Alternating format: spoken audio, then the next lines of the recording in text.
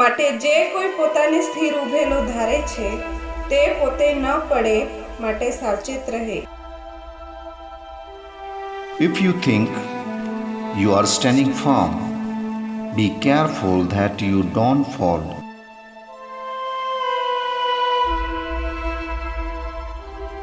મારી સાથે યુટ્યુબ દ્વારા સંકળાયેલ દરેક ભાઈ બહેનોનો હું પ્રભુના વચનો સાંભળવા માટે આવકાર કરું છું અને પ્રેમી સલામ પાઠવું છું. આજ ફરીવાર તમારી સાથે આવી રીતે મુલાકાત કરવા માટે પ્રભુએ તક આપી, તેના માટે આભાર માનું છું. આજનો જે સંદેશનો મારો વિષય છે કે આપણે પોતાના વિશે સાવધાન રહેવું જોઈએ. વહાલાઓ, આપણે જાણીએ છીએ જગત દુષ્ટને સ્વાધીન કરાયેલું છે અને આ જગતમાં પ્રભુ ઈસુ ખ્રિસ્તના આશ્રય વગર આપણે પોતાની મેળે કશું કંઈ કરી શકવાના નથી. આપણે જાણીએ છીએ કે પ્રભુએ આપણને તેના મહિમા માટે પસંદ કર્યા છે. આપણે ગમે ત્યારે નિષ્ફળ જઈ શકીએ છીએ અથવા તો આપણને મળેલ જીવન વરદાનો ગુમાવી શકીએ છીએ. આપણા આત્મિક જીવનના 3 દુશ્મનો શૈતાન, જગત અને પાપથી આપણે બહુ સાવધાન રહેવાની જરૂર છે. શૈતાનના કુયુક્તિઓથી આપણે અજાણ નથી અને જગતની ઈચ્છા લાલસાઓથી પણ આપણે અજાણ નથી અને પાપના દુષ્ટ આકર્ષણોથી પણ આપણે અજાણ નથી. પવિત્ર શાસ્ત્ર બાઇબલમાંથી ઉત્પત્તિથી લઈને પ્રકટીકરણ સુધી અનેક પ્રકારના એવા દાખલાઓ આપણે પવિત્ર શાસ્ત્ર બાઇબલમાં જોઈએ છીએ અને હાલના આ પરિસ્થિતિમાં આપણે એનો અનુભવ પણ કરીએ છીએ. અને આપણે જોઈશું, number 1, Adam and Eve lost the Garden of Eden because of they pay attention of Satan's voice and disobey God's commandment. પહેલી બાબત જોઈએ છે, આદમ ને હવાએ એદનવાળી ગુમાવી. એનું કારણ હતું તોએ પ્રભુની આજ્ઞાનું ઉલ્લંઘન કર્યું, એટલે કે પ્રભુની આજ્ઞા તેઓ માન્યા નહીં અને શૈતાનના અવાજ પર તેઓએ ધ્યાન આપ્યું. પરમેશ્વરની સંગતિ તેઓએ ગુમાવી અને જેના કારણે તેઓને પોતાનું જીવન ગુમાવ્યું, સાથે એદનવાળી ગુમાવી. Number 2, Lot lost his property and wife because of he lived man of God Abraham. લોત પોતાની સંપત્તિ અને પત્નીને ગુમાવી. એનું કારણ હતું કે દેવના સેવક ઇબ્રાહિમ તેમની સંગતિ તેમણે છોડી દીધી. ઇબ્રાહિમ પરમેશ્વરની આજ્ઞા અનુસાર ચાલનાર વ્યક્તિ હતો, જ્યારે લોત એમની પાછળ ચાલવાનું છોડી દઈને પોતાની ઈચ્છા અને ઈરાદા અને યોજના અનુસાર જગતના આકર્ષણ તરફ એ વળ્યો, જેના કારણે સંપૂર્ણપણે પોતાની સંપત્તિ એટલે સુધી કે પોતાની પત્ની પણ એણે ગુમાવી.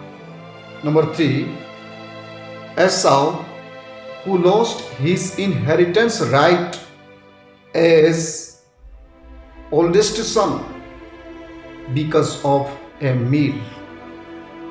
એસાવે માત્ર ખોરાકના માટે પોતાના જ્યેષ્ઠ દીકરા તરીકેનો અધિકાર ગુમાવ્યો. જ્યારે એ શિકાર કરવા ગયો હતો અને શિકાર નહીં મળ્યું, ત્યારે એ પોતાના નાના ભાઈ યાકૂબની પાસે ખોરાક માગે છે અને એ ખોરાકના બદલામાં જ્યેષ્ઠ દીકરા તરીકેનો અધિકાર એ ગુમાવી દે છે. અને પવિત્ર શાસ્ત્ર બાઇબલ કહે છે કે ત્યારબાદ એમણે રડી રડીને પશ્ચાતાપ કર્યો, પણ એમણે પાછો એમનો અધિકાર એ મેળવી શક્યો નહીં. Number 4, Moses lost Canaan because he struck the rock twice against God's command.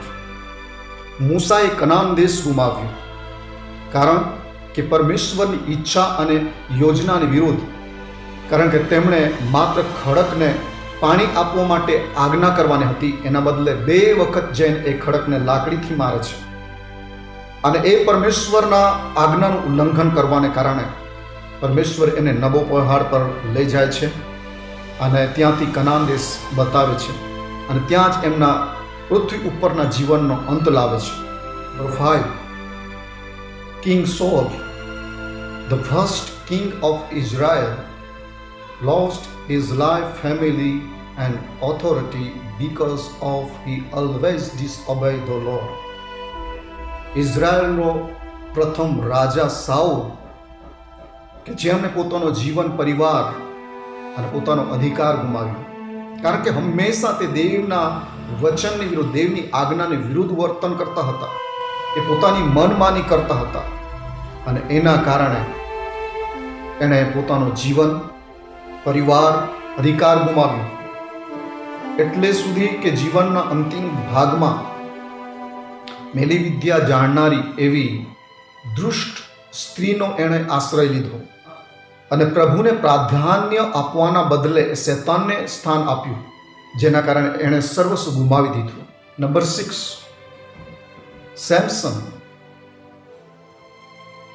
who lost his mission and his life because of Delilah's love.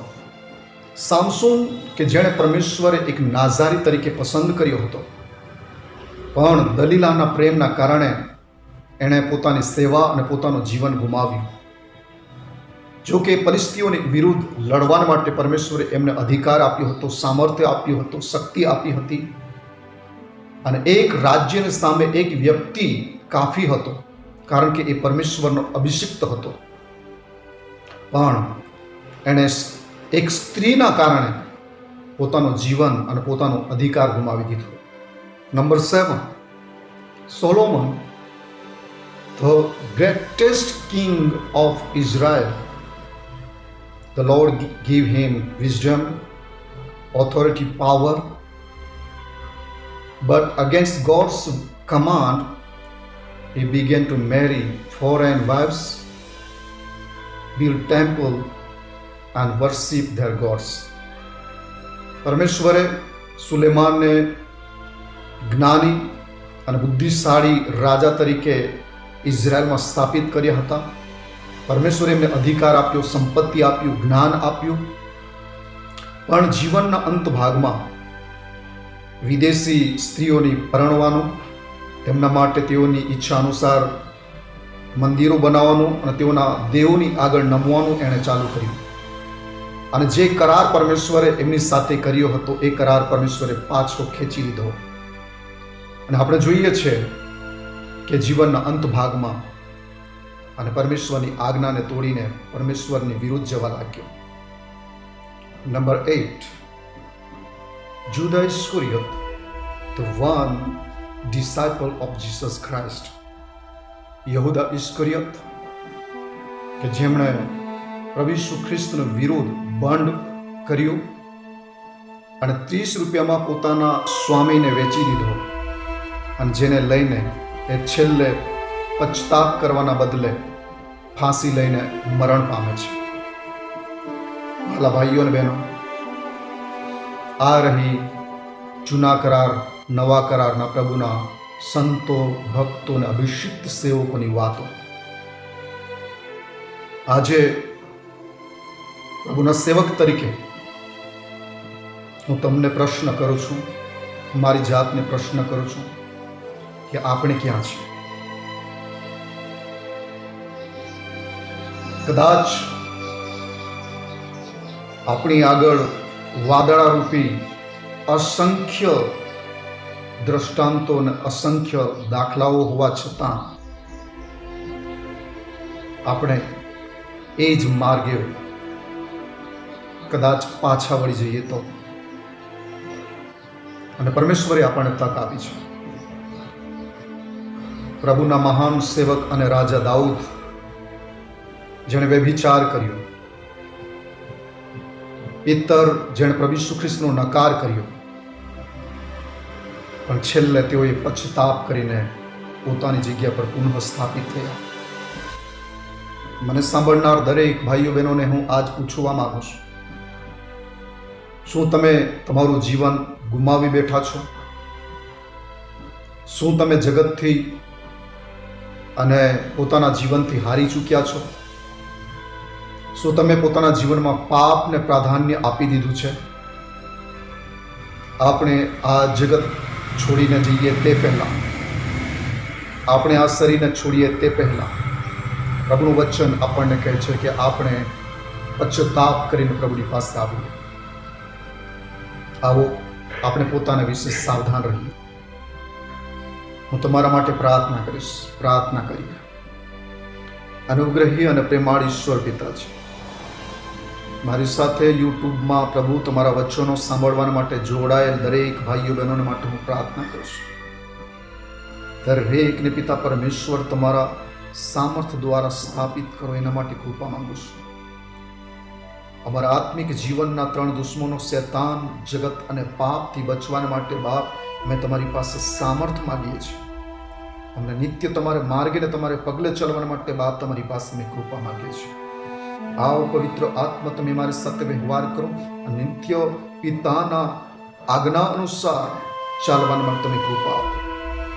દરેક ભાઈઓ બહેનો કે જેઓ જીવનથી હારી ચૂક્યા છે એમને પ્રભુ તમે પુનઃ સ્થાપિત કરો. ઈસુના નામમાં તેમના જીવનમાંથી, પરિવારમાંથી, એમની સેવકાઈમાંથી સર્વ પ્રકાર શૈતાનના બંધનો તૂટી જાય. તમે કૃપા કરો. જેઓ બીમાર છે તેઓને તમે સાજા કરો. જેઓ જીવનમાં નિષ્ફળ ગયા છે તેઓને પ્રભુ એક નવી આશામાં આગળ વધવા માટે તમે કૃપા કરો. દરેક ભાઈઓ, દરેક બહેનો, દરેક બાળકોને પ્રભુ તમારા હાથોમાં સોંપતા પ્રાર્થના વિનંતી જગુદ્ધારક ઈસુના નામમાં માગીએ છીએ બાપ. આમેન. અંત સુધી તમે પ્રભુના વચનો સાંભળ્યા. આપ સર્વનો આભાર માનું છું. મારી સેવકાયના માટે તમે પ્રાર્થના કરતા રહેશો અને તમારી કોઈ પ્રાર્થના વિનંતી હોય તો કમેન્ટમાં તમે જણાવશો. આજના વાંચેલા વચનો દ્વારા પ્રભુ આપ સર્વને આશીર્વાદિત કરો.